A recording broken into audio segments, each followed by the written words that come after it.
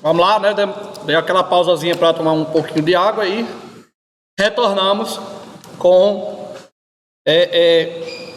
Sempre para retomar outra aula, a gente tem que recapitular o que a gente viu. Esse aqui é um pequeno mapa mental dos tipos de variedade linguística. Isso vai auxiliar vocês, quando vocês estiverem estudando, a sempre traçar esse perfil. Parou em variedade linguística, falou em registro, está diretamente ligado à modalidade, que é a falha escrita, e a formalidade, informal ou formal. E a sintonia está aí, normas, status, cortesia e tecnicidade. O outro ramo da variação linguística são os dialetos. Está diretamente ligado às classes sociais, à região, à geração e idade, o sexo e a escolaridade. Então, de uma forma bem simples, o diagrama aí nos permite revisar todo o conteúdo que a gente viu até agora. Então, variação linguística se resume dessa maneira aí, ok? Vamos ao nosso próximo conteúdo, que não é tão distante, mas vai nos aprofundar ainda mais. Então, se eu tenho variação linguística, se eu tenho linguagem, se eu tenho língua, eu também tenho os tipos de linguagem. Quem nunca viu os tipos de linguagem? Então, é a linguagem verbal, não verbal, tem essa mista, híbrida ou multimodal, e a literária e a não literária. Cuidado com essa última aí, porque muitas vezes alguns alunos eles confundem literária com linguagem literal, e não tem nada a ver, uma é diferente da outra, diferente mesmo. Vamos daqui a pouco falar sobre ela, mas começaremos com a verbal. Então a linguagem verbal é aquela construída através de palavras. O meu slide que está aí, hoje, é uma linguagem verbal. Então, uma linguagem verbal é apenas palavras, é apenas letras. A linguagem não verbal é construída a partir de símbolos não verbal, como imagem e cores. Então, se você pega a cor vermelha e joga no semáforo, é uma linguagem não verbal. Então, é porque eu sei qual é a linguagem. Só recapitulando, linguagem é o quê? Qual é a essência da linguagem? É que haja comunicação. Quando você vê aquela luzinha vermelha acesa no semáforo, você sabe que não é para passar, apesar de que nem todos respeitam, mas essa é a principal função da luzinha vermelha lá. Então, a linguagem não verbal ela é construída disso aí, são símbolos, são imagens, são cores. É linguagem por quê? Porque eu consigo extrair uma informação, há a comunicação. Quem teve a ideia de pôr ali, me passou a mensagem. Então, de uma certa forma ou de outra, houve a comunicação entre as partes. A linguagem mista, híbrida ou multimodal, aí sim, é a mistura da linguagem verbal e não verbal. Então, é quando eu uso letras, palavras, dentro de símbolos, cores e imagens. É o que eu encontro muito nas charges, nas histórias em quadrinhos. Então, eu tenho essa linguagem multimodal. Então, essa linguagem mista, híbrida. Geralmente, antes, falava-se só em linguagem mista. Mas hoje, esse nome mista, ele já caiu quase em desuso. O nome da moda, como digamos assim, é esse aqui, ó, é multimodal. Porque é mais difícil, né? Eu costumo dizer que o que é mais difícil, eles sempre adotam. Mas é a mesma coisa. Mista, híbrida ou multimodal é a mesma coisa. Falou de multimodal, está falando de mista, está falando de híbrida, então é o mesmo tipo de linguagem. E tenho por último aqui a literária e a não literária, que eu falei para vocês terem cuidado para não confundir com linguagem literal e não literal. Então, vamos ver os exemplos daqui a pouco e vocês vão ver que tem uma diferença. Então, quando eu falo literalmente, não literariamente, quando eu falo literalmente, eu estou falando o real valor da palavra, aquela palavra como ela está no dicionário, o seu real valor. Quando eu falo literalmente, estou falando, quando eu digo que fulano é doido, literalmente, é porque ele é perturbado mesmo, ele é doido, sem sombra de dúvidas. Então, cuidado para não confundir literária com literal. Então, essa literária já dá para perceber, né? Está diretamente ligado à literatura. Quando tivermos nas nossas aulas de literatura, nós vamos utilizar bastante essa linguagem aqui, ó, literária. E nós temos que sermos capazes de saber discernir algumas coisas, até porque quando você pega a linguagem literária, ela tem vários significados. É plurissignificados, purificação. Então tem muitos significados. Cabe muito de cada pessoa ler da forma que compreende o texto. Agora, compreender de forma exatamente como o autor quer passar. Ok? Então, o que eu quero desse slide é que fique na cabeça de vocês. Nós temos esses 4 tipos de linguagem: verbal, não verbal, multimodal, literária e não literária. Vamos aos exemplos de cada um deles. A primeira é o exemplo de linguagem verbal. O poeminha aí é uma homenagem à Preguiça Universal, de Milor Fernandes. Que nada é impossível, não é verdade. Todo mundo faz nada com facilidade. Então, olhe que no meu textozinho aí, ele só tem palavras. Ah, professor, mas aí tem um pontinho aqui no início do texto. Desconsidere, pelo amor de Deus. Não. Isso aqui é só para montar o slide, já faz parte do slide. Mas se fosse utilizar friamente, isso aqui poderia ser considerado uma linguagem não verbal. Mas eu quero só a parte das letras, o que está aí escrito. Então, exemplo de linguagem verbal, ok? Próximo, o exemplo de linguagem não verbal. Então, o exemplo de linguagem não verbal está aí. São as placas de trânsito, por exemplo. Então, as placas de trânsito é uma linguagem não verbal. E você pode olhar para mim e dizer assim: professor, mas tem aí esse M, e M é letra. Tem toda a razão. O M é uma letra que faz parte do nosso alfabeto, só que aqui a função dele não está de letra, está de símbolo. Então, se é um símbolo, então não posso considerar letra. É uma imagem, é um símbolo. Então, apesar de ter esse M, não é mista, é apenas linguagem verbal. Então, é um símbolo qualquer, como qualquer um outro. Okay? Está aí com essa função. Não está aí para dizer que esse M vai juntar com outras letras e formar uma palavra. Confere? Então, se eu tenho só imagens, linguagem não verbal. Tenho só palavras, linguagem verbal. E se eu tenho a união das duas, é a multimodal. Está aqui um pouquinho da história em quadrinho aqui, né, da Mônica. Então, veja que eu tenho a parte verbal, ó, está aí. Mas por que você não quer mais brincar comigo? Não quer brincar de casinha comigo, Cebolinha? Aí ele diz: adivinha? Então, qual a importância da linguagem mista? Um sem o outro não tem condições de existir. Então, eu necessito da imagem para completar o sentido verbal. Eu necessito do verbal para completar o sentido da não verbal. Então, a linguagem verbal, uma completa o sentido da outra. Então, automaticamente eu vou ter essa troca de favores. Então, a imagem vai completar o sentido verbal e o sentido verbal completará o sentido da imagem, que é não verbal. Então, um exemplo são as histórias em quadrinhos, as charges, e o Enem gosta bastante desse tipo de questão. Claro que eles priorizam mais as questões que trazem textos verbais, né? Mas a prova de redação de vocês, a proposta de redação de vocês, traz esse tipo de texto, traz só o texto verbal, tem deles que vem só o texto não verbal e depois traz a mistura. Ele traz os 3 tipos de texto dentro da proposta de redação. Cabe a você analisá-los e, a partir daí, fazer o que se pede na redação. Mas sempre eles trazem um gráfico lá com dados, trazem algum infográfico, então sempre com essa preocupação. O infográfico é um exemplo de linguagem multimodal. Traz lá a imagem do gráfico, mas sempre tem lá as partes verbais, ok? E, não tão menos importante, a linguagem literária e a não literária. Então, quando eu falo em linguagem literária, eu estou mais voltado para os textos de literatura. Aqueles textos que muitas vezes nos deixa tristes, nos deixa alegres e, claro, quem gosta, né? Quem não gosta é um sacrifício ler um texto literário. Então, ler um texto de literatura. Sabendo você que vai ter que gostar, que a prova de português, ela é toda, ou a prova de linguagem, como queiram, ela é toda baseada em textos, e a maioria deles são textos literários, ok? Então, quando eu pensar em texto literário, automaticamente eu vou pensar em conotativo. Então, essa linguagem conotativa.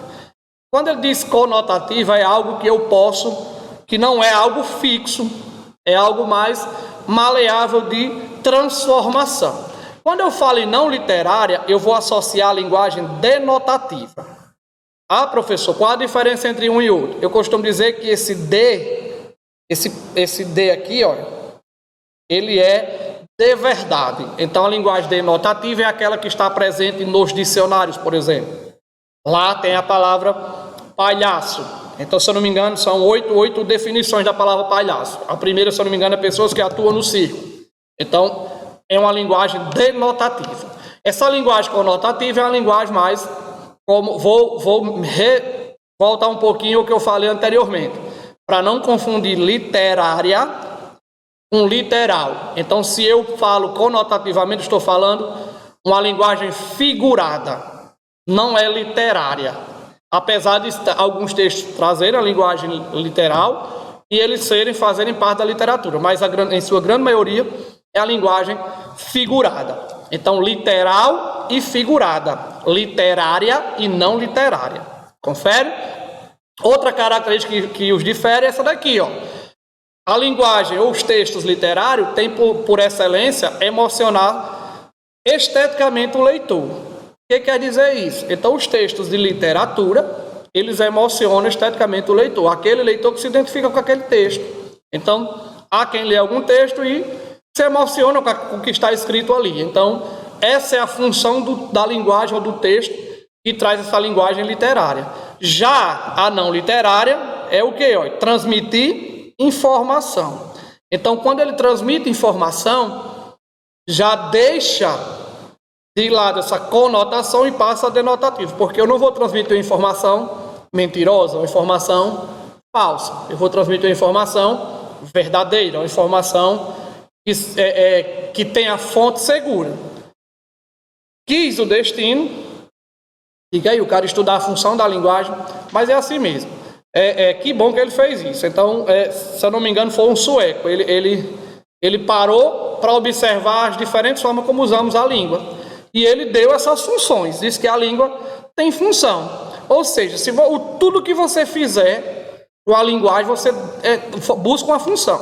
É emocionar? É informar? É mostrar seus sentimentos? Então, tudo tem essa função. E foi aí que ele estudou bastante o uso da linguagem e trouxe para a gente as funções da linguagem, que iremos ver daqui a pouco. Então, quando eu falo literária, eu estou falando da linguagem ou da função poética. Então, quando eu falo em texto de literatura, texto literário, poesia, poema, grandes narrações poéticas, função poética da linguagem. Quando eu falo na linguagem não literária, eu estou falando dessa função aqui, da função referencial. Então, essa função referencial, ela está preocupada com a informação. Ela não quer saber se você vai se emocionar, não quer saber se você vai ficar triste ou ficar alegre. A função dela é dar a informação nua e crua. Aí você que faça bom uso dela.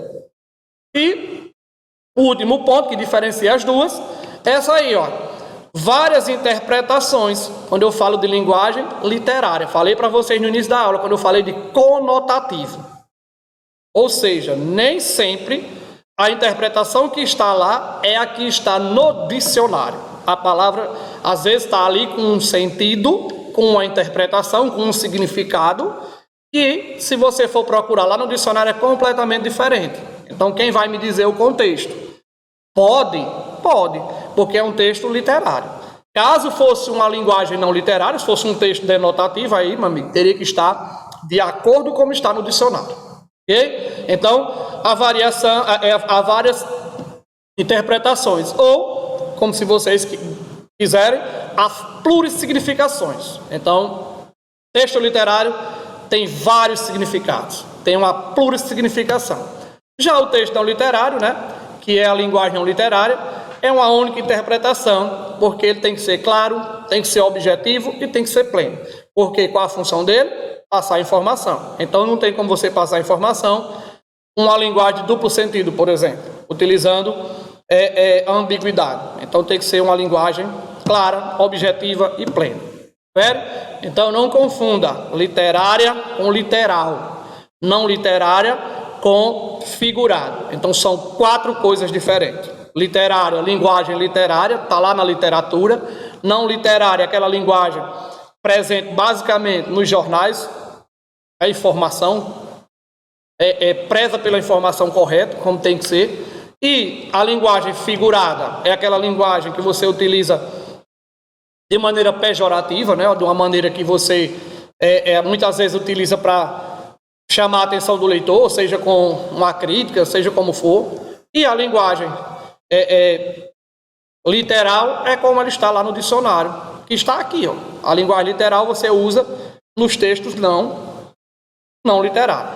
Então você usa a linguagem literal nos textos da linguagem não literária. Então usa a linguagem literal dentro desses textos. No jornal a linguagem ela é literalmente, como ela está lá, é clara, objetiva e plena. Já nas poesias, nos textos poéticos, aí a linguagem tem essa plurissignificação, ok? Não confunda literal com literária. Vamos adiante. A língua, se eu tenho linguagem, eu tenho a língua. A língua, pessoal, é um tipo de linguagem verbal. Por que é verbal? Porque a língua ela é formada por palavras. Então, se você pegar o alfabeto, pegar toda a nomenclatura da língua portuguesa, você vai ver que ela é feita de palavras. Aí diz aí, constituída por palavras, que é utilizada por uma determinada comunidade. Nós brasileiros, utilizamos a língua portuguesa. Então, nossa língua verbal, as palavras, os vocábulos, né, como vocês queiram também, eles são utilizados para designar coisas. Ele até diz aí, a língua é um sistema de signos e de códigos.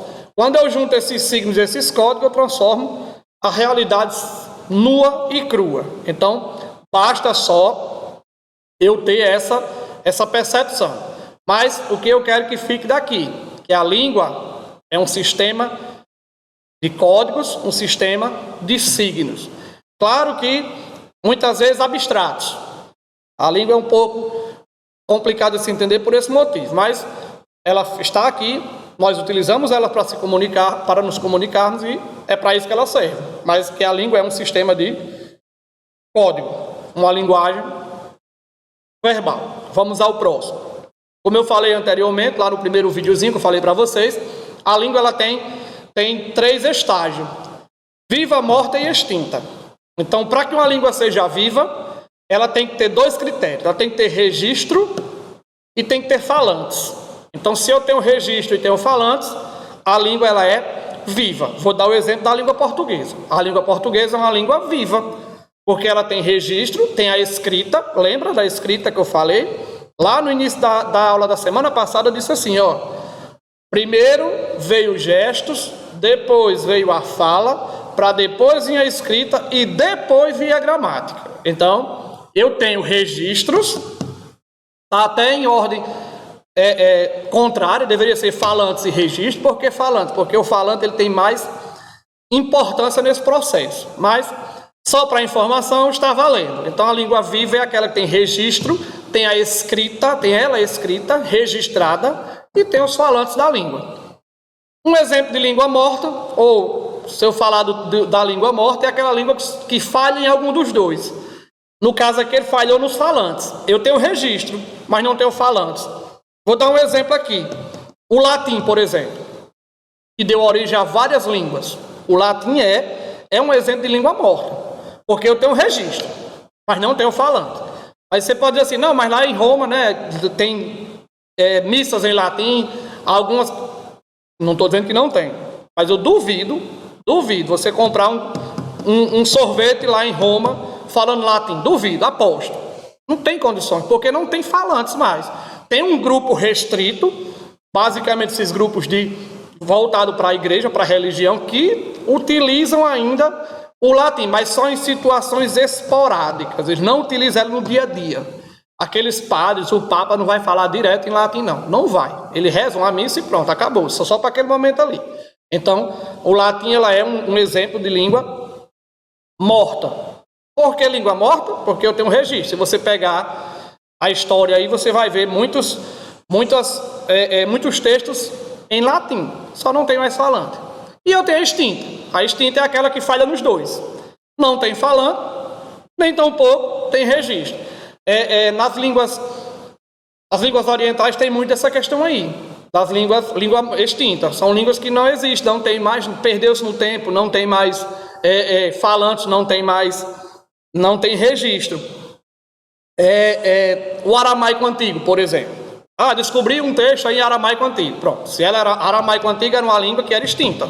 Mas se descobriu esse texto, através de estudo, provaram que era aramaico antigo, então essa língua ela muda de estágio, ela deixa de ser extinta e passa a ser morta. Foi só um exemplo que eu utilizei, mas se você pegar aí muitas línguas orientais, muitas delas já são extintas, perdidas no tempo. Outra coisa é a questão da língua indígena. Então, em 1500, acho que nós tínhamos aí 1.500 línguas indígenas. Muitas delas foram extintas.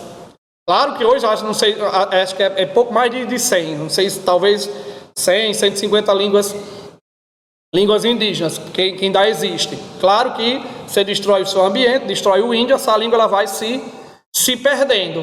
Então, muitas vezes, muitas dessas línguas indígenas estão extintas, não tem mais registro, nem muito menos falantes. Muitas delas ainda estão vivas, estão aí. Fala-se pouco, mas fala-se. Já tem influência de outra língua, principalmente da língua portuguesa? Tem, mas ainda falam. Entre eles lá, eles falam. Então tem o falante, tem essa...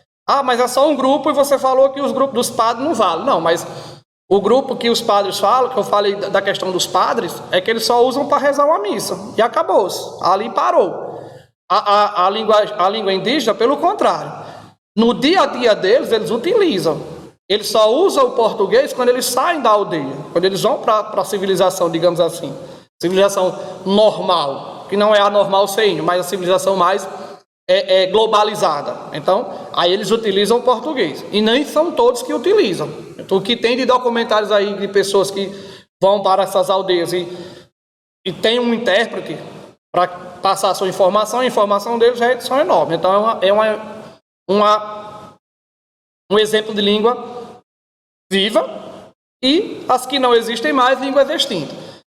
Foi dessa língua extinta o indo-europeu, um suíço que tem grande valia na área da linguística. Quem for para a área de português vai ouvir falar muito nele, do Ferdinand de Saussure. Esse cara ele descobriu uma língua indo-europeu, ou seja, uma língua que veio antes do aramaico. Então, uma língua lá, já bem de início mesmo.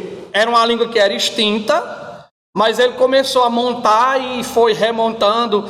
Aí, como é que ele fez isso? Era extinta. Mas aí com registros históricos, o que se falava na época de Cristo, como era que se falava, como era que se comportava. Então, ele foi pegando essas partes e foi montando essa língua indo-europeu. Então, é como se fosse a primeira língua que deu origem às outras, principalmente o latim.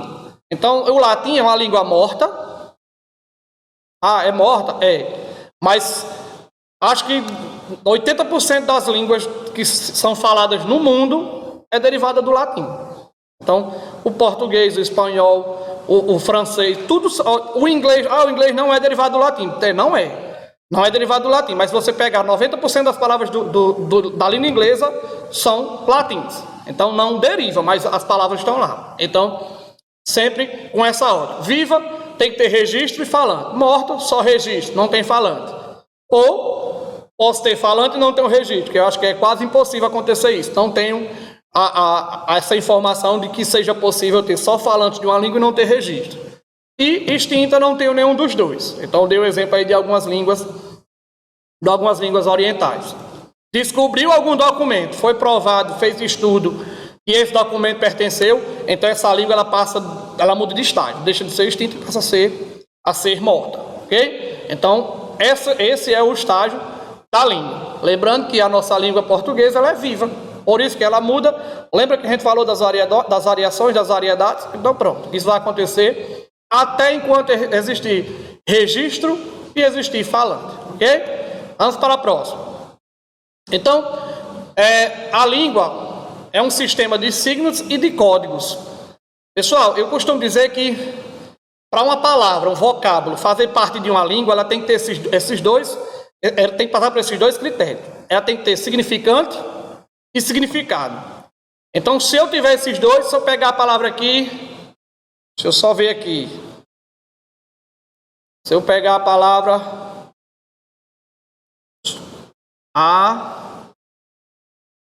azul, pronto, azul, tem som? Tem até fonema. Então, azul tem som. Mas ela tem significado? Ela tem um conceito? Não tem. Então, se ela não tem um conceito, então ela não pode ser considerada um signo, uma palavra pertencente à língua portuguesa. Eu estou falando língua portuguesa porque eu estou falando do português, mas isso vale para qualquer outra língua. Para que uma palavra seja considerada pertencente àquela língua, ela tem que ter esses dois. Ela tem que ter significado, significante, que é o som, e também tem que ter significado, que é o conceito. Mas se eu pegar essa palavra aqui e fizer ela ao contrário, assim, ó, rosa, aí eu tenho o som e ainda tenho o significado. Então, só lembrando, azul não pertence à língua portuguesa, porque ela só tem um desses aqui. Ela só tem o som, e o critério tem que ter os dois. Agora, rosa, aí sim. Rosa eu tenho o som e tenho o conceito. Confere? Então, você pode me dizer, eu falei anteriormente, no vídeo anterior, da questão da língua ser abstrata. E ela é abstrata. Ah, professor, mas aí rosa não é concreto? O objeto que ela descreve é concreto. Mas a língua é abstrata. Se eu pedir aqui para vocês imaginarem uma rosa, vocês irão me dar diferentes tipos de rosas. Então vai ser um amarelo, uma vermelha, uma roxa. São diferentes tipos de rosa. Aqui lhe agrada mais. Aqui vem na sua mente. Por isso que ela é abstrata. Mas o objeto que ela designa, o objeto, aí sim, é concreto. Aí vamos entrar na discussão dos substantivos concretos, dos substantivos abstratos, que aí vocês já devem dominar isso aí como poucos. E é assunto lá do sexto ano, se eu não estou enganado. É assunto do sexto ano, do ensino fundamental. Então, só para nível de informação, a língua é abstrata. Porém, o que ela designa é concreto. Ok? Vamos adiante. E, para encerrar essa parte do signo, do sistema dos signos e códigos, para entrar propriamente dito na função da linguagem, que é bem pouquinho, nós vamos falar dos tipos de signos. Eu só trouxe dois aqui, os icônicos e os acústicos. Eu vou me apegar a esses icônicos. A língua, ela tem, como vocês dizem, as palavras elas denominam coisas. E quando você pega um lápis, por exemplo, por que isso aqui se chama lápis? Não chama parede. É short. Então, o que aconteceu? Que decidiu que isso aqui era um lápis? Alguém já sabia o que era um lápis e botou isso como um lápis? Não. Então, a grande maioria dos signos que são utilizados na língua portuguesa, eles são meio loucos. Eles nomeiam coisas, tipo assim, rapaz, isso aí tem cara de lápis, vou botar o nome de lápis. Pronto. Muitos deles são assim. Agora tem um grupinho, esses rapazes aqui, ó, são os icônicos. Esses icônicos, que é esse grupinho aqui, é um grupinho que vai da contramão dos demais. Por que vai na contramão? Porque os icônicos são signos que nomeiam coisas que têm familiaridade, têm semelhança com a realidade. Por exemplo, o apagador. O apagador recebeu o nome de apagador porque ele serve para apagar. Então, a familiaridade no seu nome e na sua função. O corrimão serve para correr a mão. Então, esses são icônicos. Confere? Eu estava numa turma de sexto ano e um aluno muito danadinho, você sabe, né? Tá numa turma com 20, 30 meninos que não querem estar ali. É um pavio de pólvora. E só havia confusão lá atrás. Quando eu cheguei para saber o que era, um grandão, né, que tomou o Nescauzinho mais avantajado, brigando com um pequenininho. E a briga vai, a briga vem, eu fui apartar a briga e perguntei o porquê, o motivo da confusão. E o grandão foi disse, não, é que ele me apelidou. Eu disse, apelidou de quê? De terra, de areia mijada. Então, areia mijada, e aí depois foi que eu olhei pro rosto do menino e percebi o porquê do areia mijada. Claro que eu botei o menino para fora e dei aquele sermão, mas lá no meu ímpeto, lá na minha cabeça, eu fiquei assim, só, não é um gênio. Ele acaba de produzir um signo icônico. Ele associou a imagem do rosto do menino todo furadinho a uma areia que alguém mijou. Alguém mijou na frente dele, ele viu lá que ficou daquele jeito, ou ele mesmo. Então ele associou. É igual você olhar e dizer assim, ó, eu vou pegar a rua à direita. Você não vai pegar e botar debaixo do braço. Mas você criou esse signo para retratar a sua realidade. Você vai virar ali a rua à esquerda. Então, há esses grupos de signos icônicos, que eles têm familiaridade com a realidade, e há aqueles que não têm nada a ver. Os acústicos são deles, que é só pelo som. Então, é o som bater e eu botar o tic-tac. Quem me diz que aquele som é um tic-tac, por exemplo? Ok? Esses são os tipos de signo. Vamos adiante. E chegamos no processo de comunicação. O processo de comunicação, ele, como a gente viu, a linguagem tem essa função de comunicar. Então, o processo de comunicação é isso. No processo de comunicação, eu tenho um emissor, tem um receptor, tem o canal pelo qual a mensagem passa, tem a mensagem, tem o código e tem o referente. São esses 5. Então, o processo de comunicação, basicamente, se divide nessas cinco grandiosidades. No nosso caso aqui, o emissor sou eu, professor. O receptor é vocês, são vocês os alunos. O canal que nós estamos utilizando aqui é o vídeo, né? A mensagem é o processo de comunicação. O código que eu estou utilizando é língua portuguesa. E o referente não sou eu. O referente é vocês. Porque a aula não é feita para eu entender. É feita para vocês entenderem. Então, o processo de comunicação funciona dessa maneira. Se falhou em algum desses pontos, então o processo de comunicação não ocorreu. A mensagem não passou, pronto. Então alguma coisa, foi o canal que não deu certo, o código não estava adequado, o referente não entendeu, então há essas virtudes. E como eu disse a vocês, se eu não me engano foi um norueguês, ele dedicou-se a estudar essa questão da função da linguagem. Função da linguagem é essa que está dentro do processo de comunicação.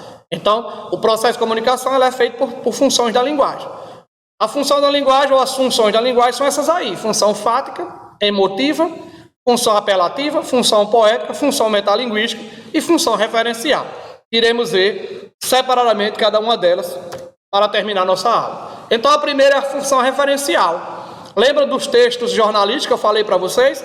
Lá quando eu estava dando a linguagem literal e não literal, ou é literária e não literária? Literária e não literária. Literal e não literal não existe. Existe literal e figurado. Então, a função referencial, o referente, é transmitir a informação, a objetividade. Então, o que eu vou buscar quando um texto traz uma linguagem referencial? Eu vou buscar a objetividade, a informação. Ou seja, onde é que eu encontro? Nos textos jornalísticos. Então, nos textos jornalísticos, usa-se a função referencial da linguagem, ok? O próximo é a função emotiva. Então, a função emotiva aí está muito presente nos poemas. Está muito presente naquelas narrativas de teor dramático, por exemplo. Por quê? Porque a função emotiva já está me dizendo, ó, a ênfase é o emissor. O que importa no processo de comunicação sou eu. Eu quero passar para vocês uma realidade filtrada do meu jeito. Ou seja, eu passar para vocês os meus sentimentos. Então, é meu estado de espírito. Então, a função emotiva é isso. É você pegar uma realidade e você sente essa realidade e transmite para o outro. Mas só que transmite para o outro baseado nos seus sentimentos. Então, a função emotiva da linguagem. Ou seja, a realidade é filtrada pelos sentimentos e expectativa do emissor. Emissor sou eu que estou falando. Confere? Onde é que eu encontro isso? Poemas. Geralmente, poemas de amor. Então, os poemas de amor, ele traz essa linguagem, essa função emotiva. As narrativas com alto teor dramático, por exemplo, você vai narrar um texto onde traz muita dramaticidade. O drama que aparece ali é um drama que é aos seus olhos, aos olhos de quem está fazendo o texto. Confere? Então, muito cuidado. Então, função emotiva, que é diferente da função poética, que a gente vai ver daqui a pouco. Então, referencial foi a primeira, foco na informação, foco no receptor. Okay? A função emotiva aí já é foco no emissor. É foco mais nas minhas expectativas como mentor daquela realidade. Vi uma realidade e passei a partir dela interpretá-la e passar para quem o público que eu quero. Certo? A próxima é a função conativa. Essa função conativa está presente diariamente, não que as outras não estejam, mas essa daqui frequentemente está presente no nosso dia a dia. Aqui a função conativa, ela tem como ênfase atingir o receptor. Ou seja, a função aqui é mexer com você. Então, tem por objetivo convencer o receptor a tomar uma determinada ação ou comportamento. É o que acontece bastante nos textos publicitários. Então, o texto publicitário ele traz essa função, a função conativa. Quem vocês são mais novos, mas os mais antigos aí vão lembrar daquela propaganda que dizia assim: compre batom, compre batom, compre batom, seu filho merece batom. Então, ele está tentando mudar uma forma de você pensar, tentando fazer com que você tome uma atitude. Então, geralmente, os verbos presentes nessa função é um verbo imperativo. A regra de jogo, o manual do celular novo que você comprou. Então, ele traz uma linguagem conativa, que ele está te ensinando. Faça isso, ligue, desligue, digita o e-mail, não sei o quê. Então, está lá. Ok? Função conativa, ênfase receptor. A próxima é a função metalinguística. Essa função metalinguística eu acho que é a mais fácil. É quando eu uso o código para explicar o próprio código. Minha aula hoje ela é uma aula metalinguística. Eu estou utilizando o código língua portuguesa para explicar o próprio código língua portuguesa. Então, é uma função metalinguística. Mas um exemplo bem claro disso é o dicionário. O dicionário usa palavras para explicar a própria palavra. Então, você tem lá a palavra, sei lá, vamos botar a palavra aí, palhaço. Está lá, bem direitinho. Palavrinha palhaço, é isso, designa tudo isso. Então, ele utilizou as palavras para explicar a própria palavra. Então, função metalinguagem. Então, muito fácil essa questão da função metalinguagem. A ênfase aqui não é o receptor, não é o emissor. A ênfase é o código.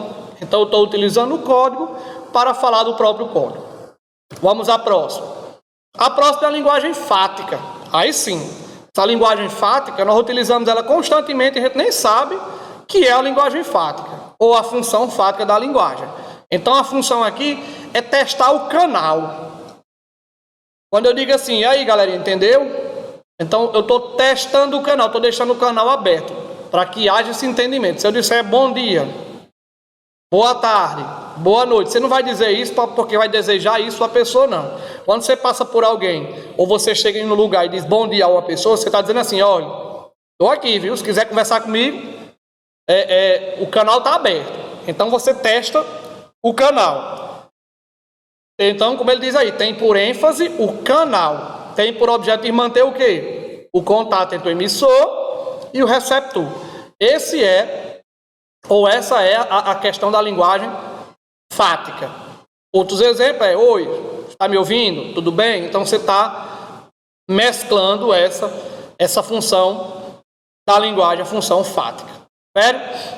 Você utiliza muito isso no telefone, por exemplo. Está me ouvindo direito? E aí, como é que está? E vai sempre perguntando, testando o canal, se o canal está realmente de acordo com o que você pretende.